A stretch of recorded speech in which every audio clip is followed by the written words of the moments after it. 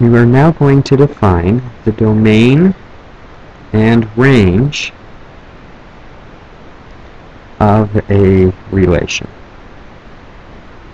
And so a couple of definitions. The domain is the set of all input values. It's what we can plug into a relation. The range is the set of all outputs. It's what's allowed to come out of the relation. And if we know the domain, then we know we can put in. If we know the range, then we know what can possibly come out. And those are useful pieces of information in the real world. We want to know exactly how much or what we can put into a gas tank and what we can expect to get out of it. And that's a fairly simple example, but it still works to illustrate the point.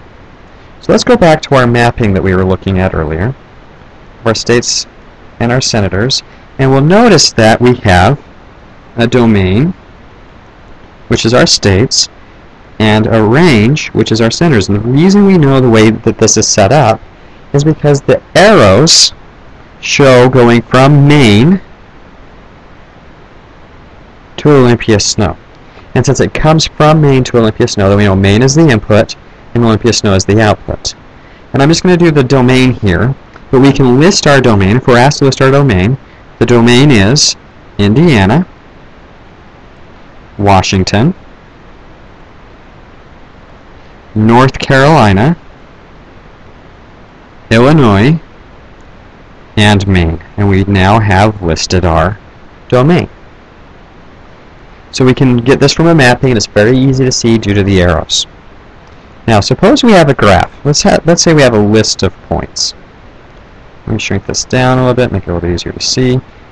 So we have this list of points, and we want to list the domain. And so when we're looking at a graph, we always use X to represent our domain. That's our inputs.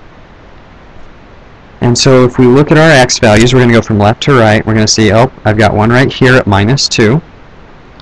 My next one's at 1. I have 2 at 2, but I only list it once because it only belongs once in the set. And my last value is at 4. So here's my domain, my X values.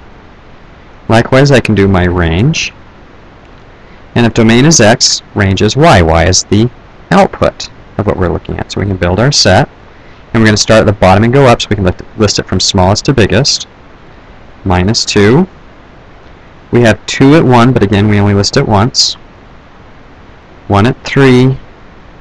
And our last one at 4. And we've now shown all of the possible values. If I am handed a -2, I know that the relation will take it because it's in my input.